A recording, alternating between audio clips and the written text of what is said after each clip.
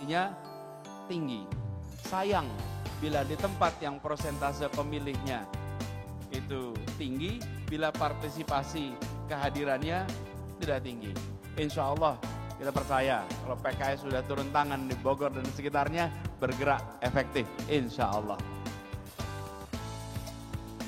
Saya baca pantun dulu boleh? Boleh baca pantun?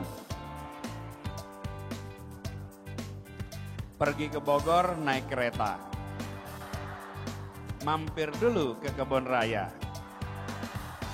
Sama-sama kita bekerja, dorong PKS terus berjaya.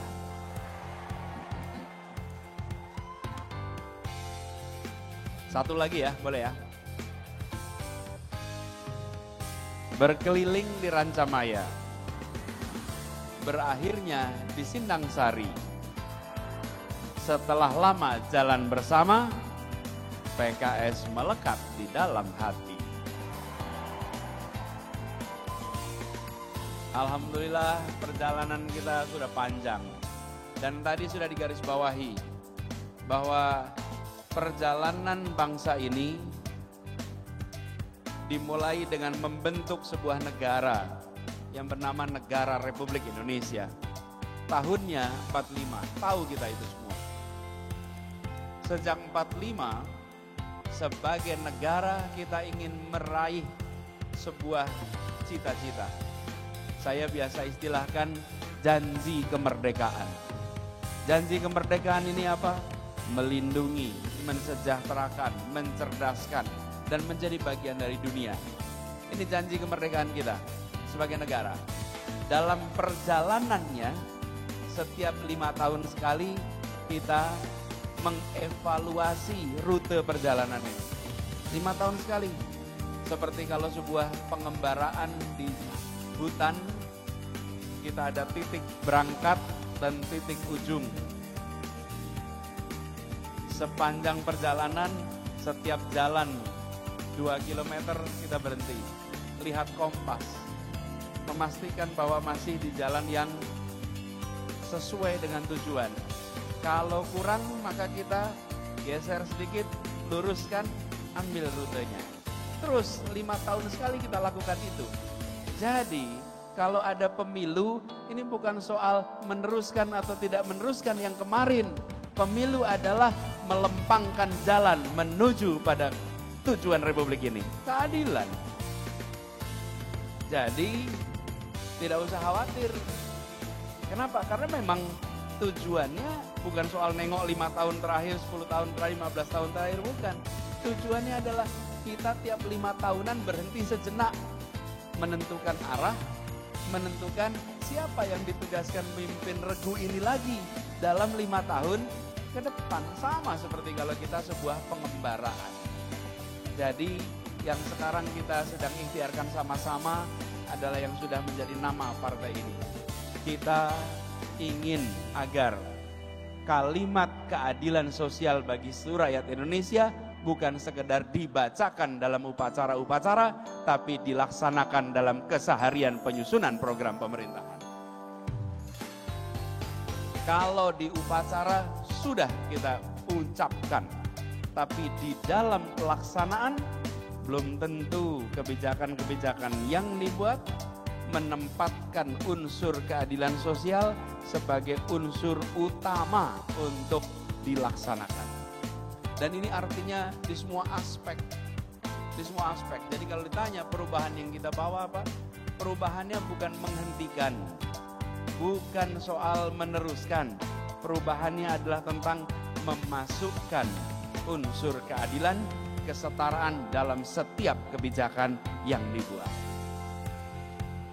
Jadi kita berharap dengan cara seperti itu, maka ada keberlanjutan, tapi juga ada perubahan. Ada keberlanjutan perubahan, karena tidak mungkin hanya berlanjut saja, dan tidak mungkin hanya perubahan saja. Tapi unsur keadilan, ini yang menjadi perhatian bagi kita semua, dan insya Allah kita kerjakan sama-sama. Harapan yang ada di masyarakat yang begitu besar, mari kita tampung para kader semuanya siap untuk menjangkau seluruh masyarakat?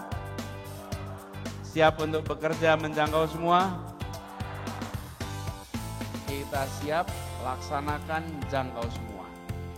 Dan saya yakin, Bapak-Ibu sekalian, para aktivis ini sudah teruji berkali-kali. Dan perjalanan kemarin di Jakarta juga kedisiplinannya fenomenal. Keseriusannya dalam bekerja fenomenal. Mari dibuktikan lagi di pemilu 2024 yang akan datang. Alhamdulillah hari ini kita dalam rangka halal bihalal. Halal bihalalnya PKS ini unik sekarang ini. Kenapa? Satu, diselenggarakan melampaui bulan Syawal. Ini stamina halal bihalalnya panjang. Yang kedua, saya rasanya baru pertama kali halal bihalal di sebuah gor seperti ini. Ini luar biasa. Tepuk tangan untuk PKS Bogor. Jadi komplit. Nah, karena ini halal bihalal, izinkan saya juga menyampaikan permohonan maaf lahir dan batin. Insyaallah puasa kita kemarin, ibadah kita di bulan suci Ramadan diterima dan dilipat gandakan pahalanya, dan kita mendapatkan derajat muttaqin. Ada satu lagi, di sini ada Gus Aam.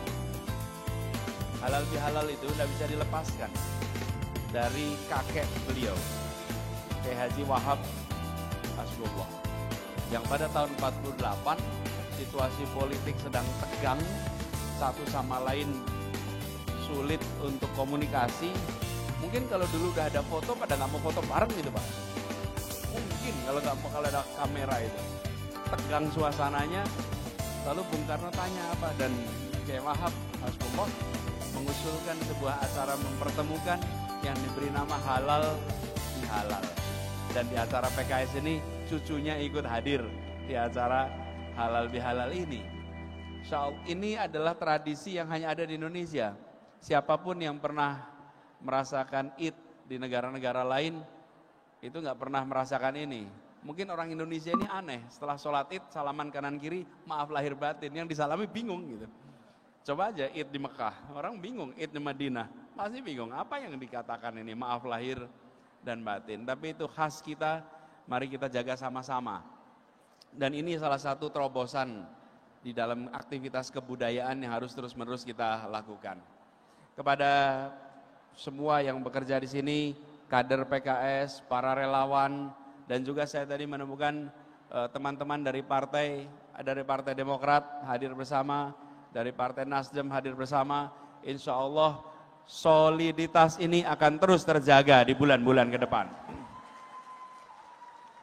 Ini momentum penting untuk kita merebut kesempatan, momentum penting untuk kita mengikhtiarkan yang disebut sebagai keadilan tadi. Ini bukan hanya untuk satu orang, ini bukan untuk satu partai, ini bukan untuk satu koalisi, ini adalah untuk satu bangsa dan negara Indonesia. Itu pegangan kita.